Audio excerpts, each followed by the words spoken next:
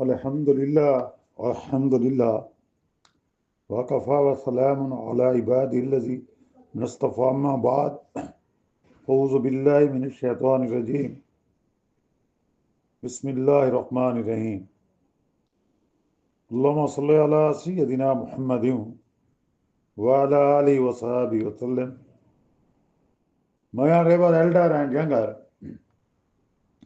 my brothers and sisters, Assalamu alaikum wa rahmatullahi wa barakatuh. Today's our topic also Islam, knowledge of science and technology. In this regard, part 2 will be described now. My dear brother and sister, in this regard, a quote by De Lasse o Lere, the Greek material received by the Arab was not simply passed on by them to others who came after. It had a very real life and development in its Arabic surroundings, in astronomy and mathematics. The work of the Greek and Indian scientists was so coordinated and there a very real advance was made.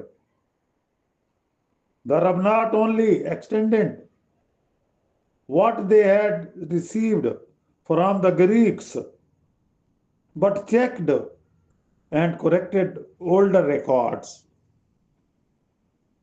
This process took about 150 years. And then the Muslims found themselves firm on the threshold of the Golden Age, which lasted for over 2 centuries. That is up to 500 AH or about 1100 CE, Christian era. In this period, we come across luminaries such as Jabir bin Hayyan. Jabir died about 803 Christian era, who is regarded as the father of Arab alchemy. Alchemy of those days provoked urge and spirit for experimentation.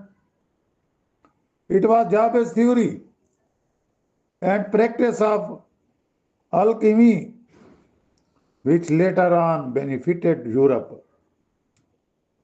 Jabir contributed also in the field of pharmacology and toxicology.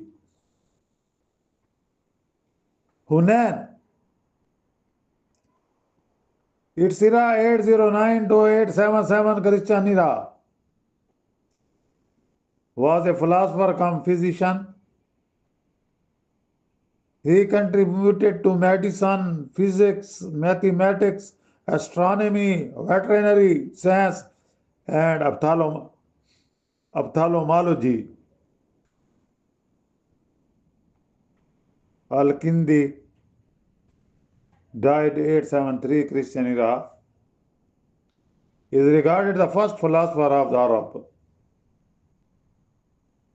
He largely contributed to physics, optics, and matters such as reflection of light, specific weights, and toids.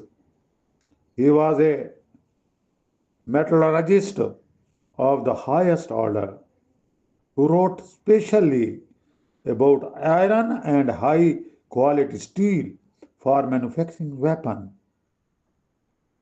In the same period,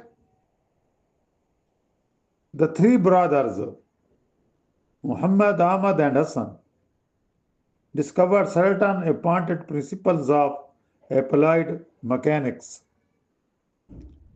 Al-Asmi,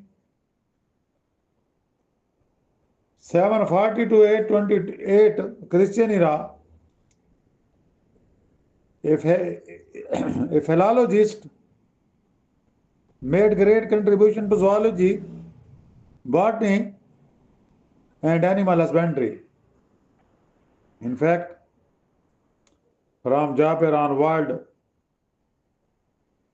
Muslim scholars made valuable studies for rare precious stones, plants, drugs, and species. Ar-Razi, 865 to 1925 Christian era, is indisputably held as the greatest Muslim physician.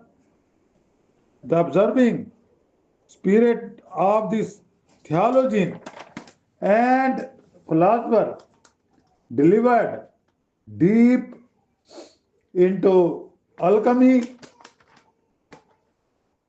medicine, mathematics, ophthalmology, anatomy, and nature sciences.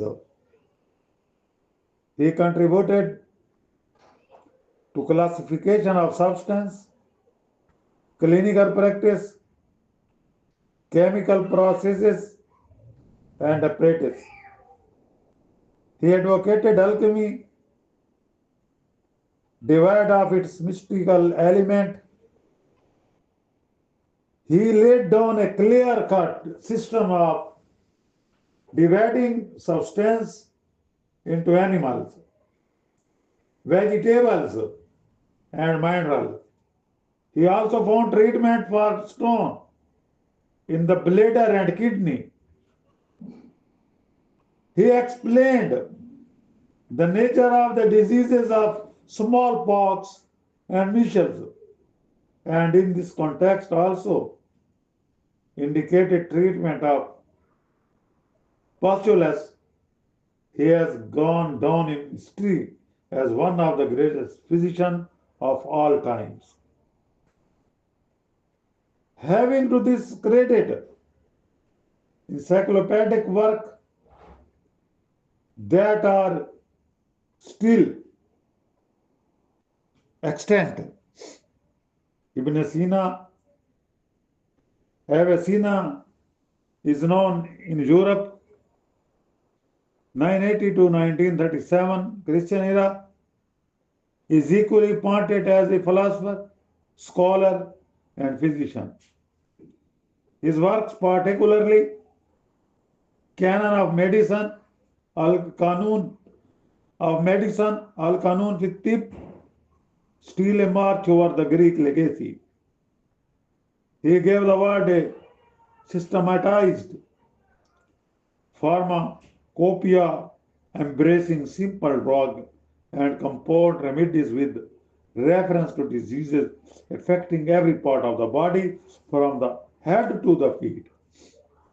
His works include spatial pathology. In addition, he contributed in a large measure to technology, metaphysics, astronomy, and philosophy. Abul Qasim, Abul Cassius died 1013 Christian era, worked in the sphere of surgery. In fact, he laid the foundation of surgery that was later on to flourish in Europe. Abul Hassan El-Bodin, 1965 Christian era, came from Basra. He made his mark in optics. He treatise on light in an extraordinary work. He had dealt with propagation of light, mirror and lenses, reflection, refraction, and magnifying and burning glasses. He made several corrections in the theories of Euclid and Ptolemy.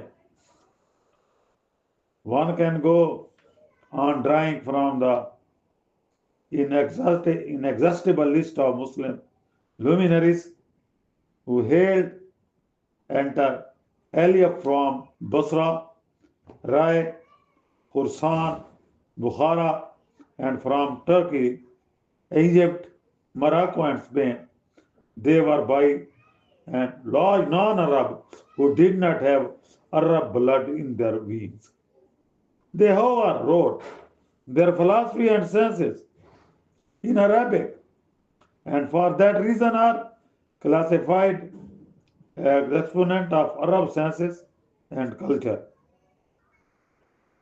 My dear brother and sister, in this regard, part 3 will be described on the other day. Wa akhiru da'wana, and alhamdulillah rabbil alameen.